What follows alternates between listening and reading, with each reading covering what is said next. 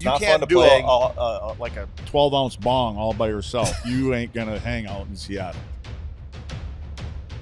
I went through Eat that up all day. this morning teams. I was talking to Robert about this before the show today. I went through a whole group of teams that I think are either already sellers, like Calgary, Vancouver, or the New York Rangers, or a whole bunch of teams that I think could very well fall off the pace. It's still very muddied in that chase for a wild card spot.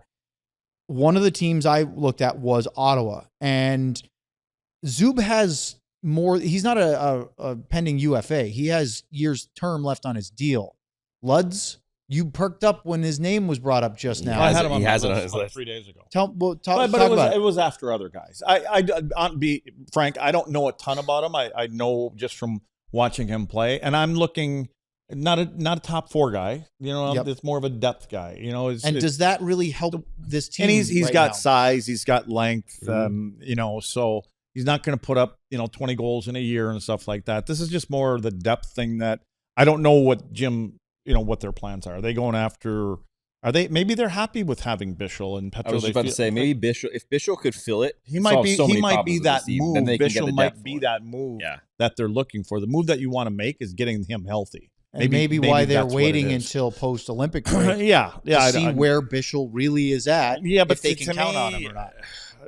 I wouldn't be waiting post-Olympic for what you got to fix up front. So I know nobody thinks. Robert, that leads me right into my question for you, because we did this last week. We did a whole show. What are you looking for? What are the targets?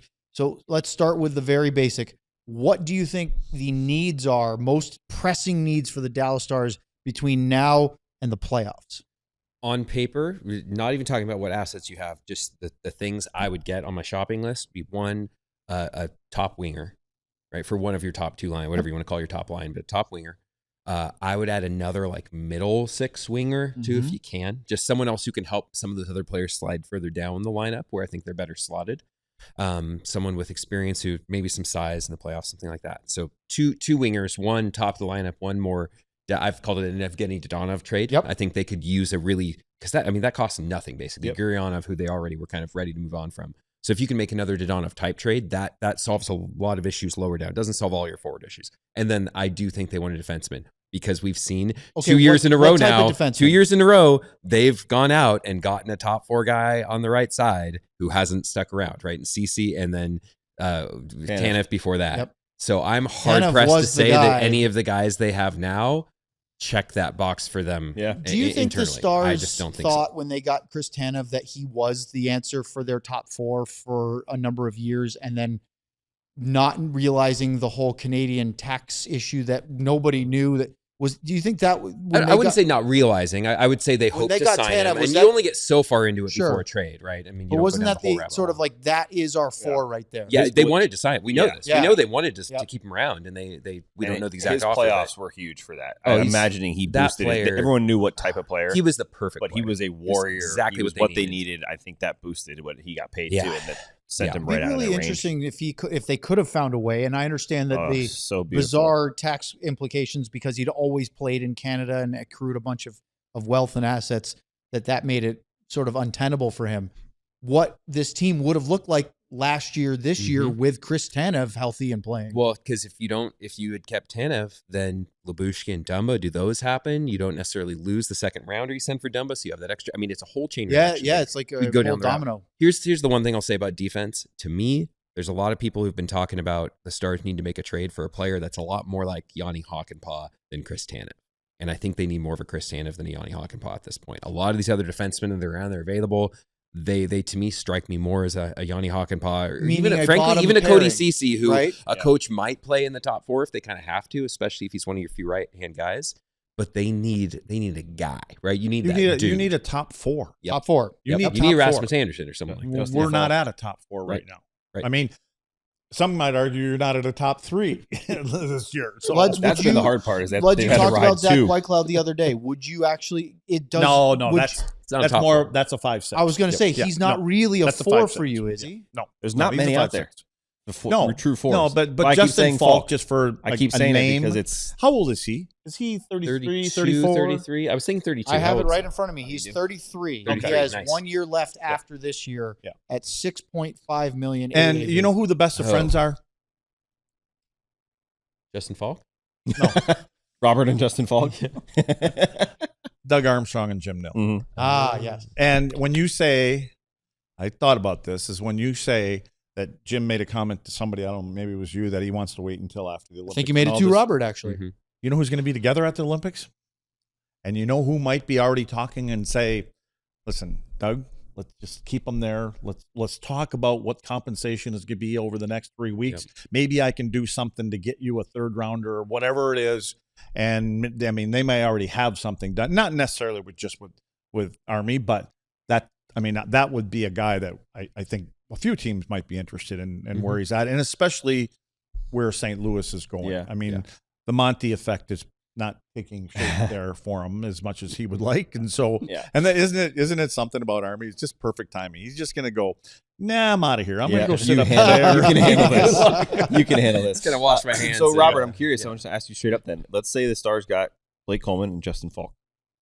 Are they a top 3 Stanley Cup contender and a team that you think That's could not beat the Colorado? top forward that you're looking for, though, because Blake fits more in a good number 3. But it doesn't seem like they could do both. It doesn't seem like they could get a Falk. Well, and a how Panarin. many of those top 4 guys are out there, right? There's Panarin and maybe 1 or 2 others out there Kadri, if you could afford it, maybe. But that term. Luds, I have a couple names for you that I went through this list. I don't know, because early in the season, I thought for sure Seattle was, when Marchment was still there, and I threw out the Stars should go get Mason Marchment again. We all thought Seattle wasn't going to be much of a player. Then they've surged and they're close, but they're not in a playoff spot as of this morning. And so I looked at their roster. There's been a whole bunch of talk over the last week about them possibly moving on from pending UFA Jamie Alexiak. I don't know if you think, we talked about him earlier. I don't know if you think, I think he can play top 4 because he played the right side with Miro when he was still in Dallas, and he was fine. But I have 3 forward names. I want you to tell me if you think any of these interest you. Forget about how much they would cost or whether or not you think you could get them with your assets. Do they interest you? There's 3 pending UFAs: Jaden Schwartz, Jordan Eberle, and Ellie Tolvanen. Well, Schwartz is a centerman, so I mean, can play wing. That's even talking about Kadri. Yep. Like now, what are you doing? Are you moving Fox out? Are you going to try to take, because Kadri's a centerman.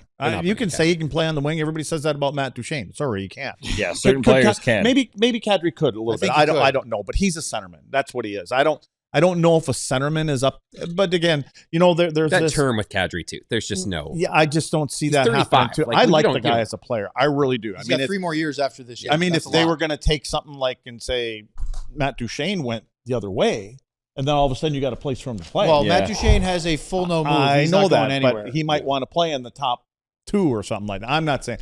Listen, whatever. Yeah. Leave Matt out of that. That's not fair. So I don't think. Who was the other one? Eberle or Tolvanen? Any of those guys? Well, Tolvanen. I liked Tolvanen like when he first got going. Nashville. Yeah, Nashville. Nashville was good. Because I remember when he got traded, I told there was a fan from Seattle. And I said, you're going to like this guy. Yep. I don't know what's happened. Seattle I don't has watch that them effect nightly. on guys. So, Seattle kind of. Yeah, so maybe it's just Seattle. No, really, they've had that effect. They really actually have. It's that grunge stuff out there. Yeah, that's what. And they're just not a. It's just not a very effect. Maybe it's the winter weather where it's all rainy and gray, and if you can't do like a 12-ounce bong all by yourself, you ain't gonna hang out in Seattle. So, Robert, I couldn't agree more with the needs. I absolutely, and Sam and Luds and I are all in agreement that you lost an entire line of forwards. Mason Marchment, obviously Evgeny Dodonov, and of course, Mikael Granlund. Then you lost Tyler Seguin. That's 4 players that played top 4 last year. A lot of goals. It's a lot of goals. Who would you like to see them go after? I mean, to me, Blake Coleman is a perfect ad, but I think he's not the only ad. I think that's one of 2 up front. If you can afford it, if you can make it work.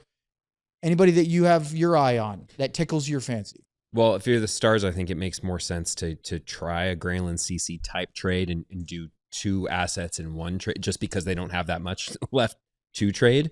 I think you can probably get a little bit better value, if that's the right word, in a trade like that, whether it's with Calgary or someone else, to get 2 pieces in one trade. But again, you come back to Artemi Panarin. Let's use him as an example. The hot scoring, top line winger, absolutely one of the elite scoring wingers, last 10 years. There's a lot of talk about he wants an extension. He doesn't want to get traded twice, right? And the price for a player like that, we've seen with Jim Nill, right? The Mikko Rantanen trade only worked because they got an extension also. He wasn't going to risk getting him as a UFA. Well, Stankoven wasn't going to be sent away plus a first for a guy that might leave in 3 months. I mean, it's with Chris Tanev, right? They lost. They traded, not a first, but a couple seconds, and they weren't able to keep him. So they don't want to do that. Want to have someone that can stay here. So would Panarin actually want to extend here? I don't know. I really don't.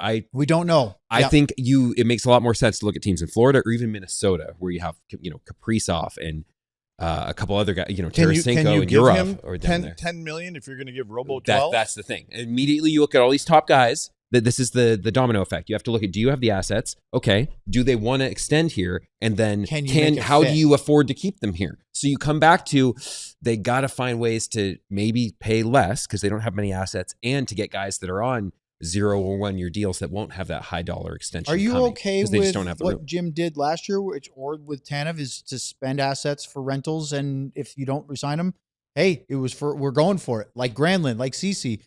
Personally, I don't mind that. I know that you like to say, hey, let's go invest in a younger player. Let's give up a little bit more, but we know we'll have control for a while. But I like the fact they're going for it. Normally you do that when you have your first from this year, and you're willing to flip that for right now, even if you don't keep it. They don't have their first from this year.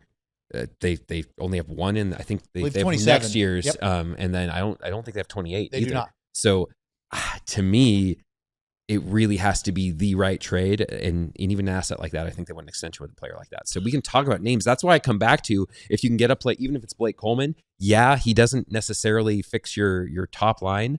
But you've got players there, right? What if you move Jason Robertson up to that top line, and then you have Coleman playing with Hintz on a line that can score but has other stuff going? There could be something. I don't know, right? I know Sean doesn't love to talk about lines either, but that's why I just think it's harder for me to see them getting a Panarin or a Panarin type player for all these reasons about room and extension and assets.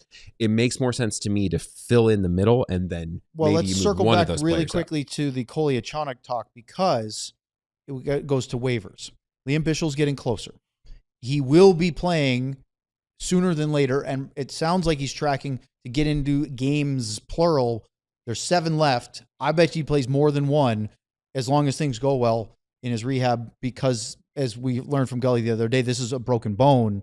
They have a pretty normal track record. It's not muscular or ligament issues where that soft tissue stuff can be a little bit more finicky. Typically, I'm not trying to say definitively, but it's tracking that way. Well, if you want Liam Bischel to play, you have 23 players on your active roster. Somebody has to be moved out of active status. And then if you add Coleman and or another forward, you already have 14 forwards. Who do you think gets pushed out to make room for these other guys? How many circles do you want me to put in? Sorry. You got options. Yeah. You got options. Do they carry AD and send a forward down to get Bischel in the lineup? I don't think you should. I think like Capo would be a pretty easy one. I think Petrovic is here to stay and should be. And then when you get to the forward talk, Ernie, I thought was going to be the one who they waived today if they needed to get Kolyachonok back on the roster. I think they have plenty of people that can go down that are not. Ernie's one for me that has proven to be now even behind Nathan Bastian. Perhaps. At least as of late. Of usage, And then Capobianco has been, that one's a little more confusing because that one's been back and forth where he's actually been better than Petrovic and Lyubushkin at times. But he still feels like that easier kind of move to bring him down to make room.